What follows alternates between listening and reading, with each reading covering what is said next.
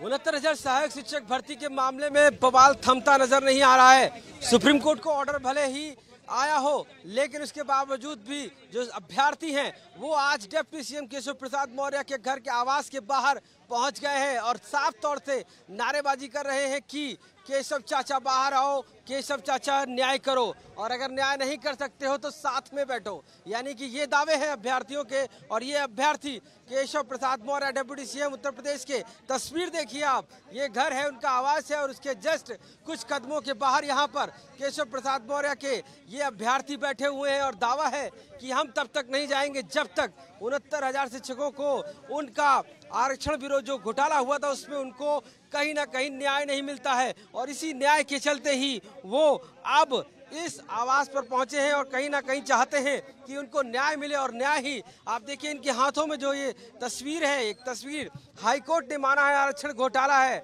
और इतना अन्याय, यानी कह रहे इतना ना अन्याय करो मंत्री जी, न्याय करो।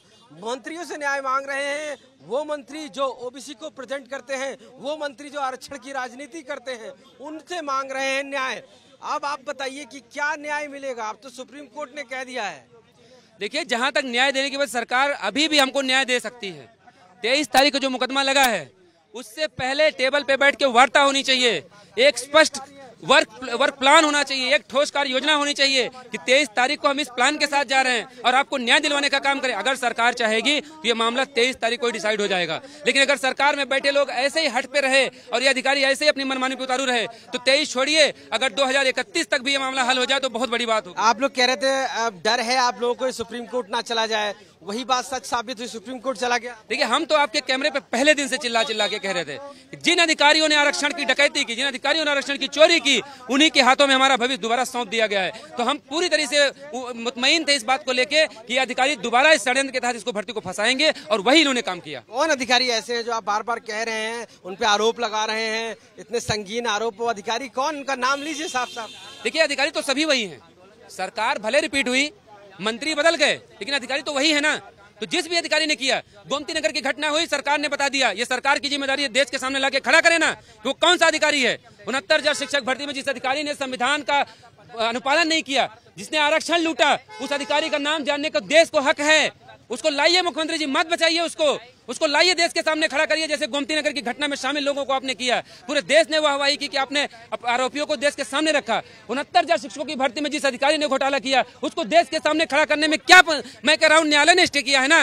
न्यायालय ने यह नहीं कहा कि जिस अधिकारी ने बेईमानी की उसको सड़क पे ना लाओ, उसको लोगों के सामने मत लाओ। माननीय मुख्यमंत्री जी, लाइए उस अधिकारी को, तभी पता चलेगा आप न्यायप्रिय मुख्यमंत्री हैं। लाइए। आप मंत्रियों के आवास आप जा रहे थे, मंत्रियों से मिल रहे थे, अब वो कहाँ है मंत्री? बातचीत हुई कुछ? जो कह रहे थे कानूनी लड़ाई में खड़े होंगे, जो कह रहे थे कि सीएम से मिलवाएंगे, सब कहने की बातें हैं, झूठ परोसा जा रहा है। ओम प्रकाश राजभर ने कल, बताइए, लखनऊ में छोड़िए, हम लोग दिल्ली में थे, 11:18 पे उनका फोन आया और कह रहे हैं कि 12 बजे आपके 5 लोगों की मुलाकात मुख्यमंत्री से कराई जाएगी अम्बेडकर नगर में। अब बताइए, अगर हमारे पास प्राइवेट जेट होता तभी तो हम अम्बेडकर नगर पहुंच पाएंगे। हम अभ्यर्थियों के साथ ऐसा मजाक किया जा रहा है, वो भी हमारे ही वर्ग के लोगों द्वारा। आपको लगता है कि आपके आरक्षण वाले जो मंत्री सब आपसे मजाक कर रहे हैं? ये देखिए, मैं आपको प्रूफ दिखा रहा हूँ, ये देखिए, ये ओम प्रकाश राजभर जी का नंबर है, अपने कैमरामैन से कहीं दिखाएं इसको। 11:18 पे फोन किया, 1 मिनट 43 सेकंड हमारे लोगों से उनकी बात हुई है। और जो कह रहे हैं आप, हमारे वर्ग के लोग जो मंत्री विधायक हैं, या तो वो कह दें कि हम इतने मजबूर हैं कि तुम्हारी मदद नहीं कर सकते, या तो ये ढोंग बंद कर दें कि हम अपने सरकार, अपने लोगों के साथ खड़े हैं। तो आप करेंगे क्या? प्रदर्शन करने से क्या होगा? कोर्ट में मामला चल रहा है, तो ये क्या मदद करेंगे आप? हम 23 तारीख तक सड़कों पर रहेंगे, हम इनसे इस बात की गुहार लगाएंगे, ये हमारी मदद करें ना करें, लेकिन पूरा देश देखेगा, पूरे पिछड़े और दलित के समाज के लोग देखेंगे कि कैसे उनके बच्चों के साथ बर्बरता की जा रही लखनऊ में, कैसे 4 साल से उनके बच्चों का हक अधिकार छीन के दूसरों को दे दिया गया, और जब माननीय न्यायालय से न्याय मिल गया उसके बाद भी ये अधिकारी, ये बेईमान अधिकारी, भ्रष्ट अधिकारी उन बच्चों को उनका हक नहीं देना चाहते। और वो सरकार जिसने कह दिया कि हम इस फैसले का सम्मान करेंगे, कौन सा सम्मान किया आपने उस फैसले का? एक कदम आप आगे नहीं बढ़ पाए और आप कह रहे हैं कि हम फैसले का सम्मान करेंगे। ये भेदभावपूर्ण रवैया बंद करना पड़ेगा, माननीय मुख्यमंत्री जी को तय करना पड़ेगा कि वो सिर्फ एक वर्ग के मुख्यमंत्री नहीं है, ये पूरे उत्तर प्रदेश की 22 करोड़ जनता के मुख्यमंत्री हैं, और अगर हैं तो उनको करके दिखाना पड़ेगा। क्या होना चाहिए आपके हिसाब से? क्या करे सरकार? हम लोगों के हिसाब से सरकार को 23 तारीख के पहले टेबल पर बैठकर हम अभ्यर्थियों के, चाहे वो चयनित हों चाहे हम लोग हों, 5 उनके ले लें, 5 हमारे ले लें, या 2 उनके 2 हमारे ले लें, टेबल पे बैठ के। बेसिक शिक्षा मंत्री मिलने को तैयार नहीं है, बेसिक शिक्षा विभाग के अधिकारी मिलने को तैयार नहीं है।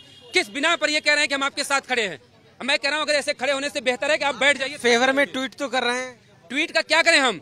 ट्वीट से साहब हमारा पेट भरेगा, ट्वीट से हमारा परिवार चलेगा, ट्वीट से हमारी माँ जो घर बैठी इंतजार कर रही है उसका पेट भर जाएगा, उसको तसल्ली मिल जाएगी? आप बताइए, नहीं मिलेगी ना। 4 साल से जिसका बेटा सड़कों पे लाठियां खा रहा हो, उस माँ के ऊपर क्या बीतती होगी? इस सवाल का जवाब कौन देगा? क्या उनके ट्वीट से उसका पेट भर जाएगा? उसकी आत्मा को संतुष्टि मिलेगी? दिखावा कर रहे हैं, आपको लगता है क्या कि दिखावा हो रहा है? सिर्फ आरक्षण जो घोटाला हुआ, जो ओबीसी से जुड़े लोग हैं उनको न्याय नहीं मिल रहा, सिर्फ दिखावा कर रहे हैं? सिर्फ दिखावा हो रहा है, सिर्फ दिखावा किया जा रहा है, छल किया जा रहा है हमारे साथ। एक तरफ समाज को मैसेज दिया जा रहा है कि हम इन बच्चों के साथ खड़े हैं, हकीकत क्या है आप भी जानते हैं। आज तक पहले दिन से कवर कर रहा है, कितना साथ खड़े हैं लोग। जो भर्ती प्रक्रिया मात्र 22 दिन में आवेदन करने से लेकर, काउंसलिंग से लेकर, नियुक्ति पत्र बांटे जाने से लेकर, विद्यालय में ज्वाइन करा देने तक मात्र 22 दिन में पूरी कर ली गई। गलत नियुक्तियों को अलग करने में इनको महीने लग गए। ये साजिश सबको समझ में आ रही है। और देखिए, बिल्कुल जिस तरीके से अभ्यर्थियों का दावा है कि इनके साथ सिर्फ और सिर्फ मजाक किया जा रहा है, न्याय नहीं किया जा रहा है। मंत्रियों की आवाज पर दौड़ दौड़ के इनकी चप्पलें घिस गई हैं, इनके जूते फट गए हैं, लेकिन इनको न्याय नहीं मिल रहा है। साफ तौर से जिस बात का इनको डर था सुप्रीम कोर्ट जाने का, कि कहीं सुप्रीम कोर्ट ना चले जाए जनरल अभ्यर्थी, और वही हुआ कि जनरल अभ्यर्थी सुप्रीम कोर्ट चले गए और ऐसे में अब इनकी भर्ती लटकती हुई नजर आ रही है। इनके पास एक चारा है कि ये चाहते हैं कि कहीं ना कहीं इनको न्याय मिले। अब जब कोर्ट में अगली सुनवाई जब है, वहां पर सरकार के जो प्रतिनिधि हैं वो वहां पर इनकी बात को रखें और इनको न्याय दिलाएं, तभी कुछ हो सकता है। क्योंकि हाई कोर्ट की डबल बेंच का ऑर्डर, सरकार का ऑर्डर और उसके बाद सुप्रीम कोर्ट का ऑर्डर, ऐसे में ये पूरी भर्ती कहीं ना कहीं उत्तर प्रदेश के लिए बड़ा मुद्दा भी बनती जा रही है और चर्चा का विषय भी बनी हुई है कि आखिर इनको न्याय कब तक मिलेगा। लखनऊ से कैमरा पर्सन गौरव गुप्ता के साथ आशीष श्रीवास्तव, आज तक।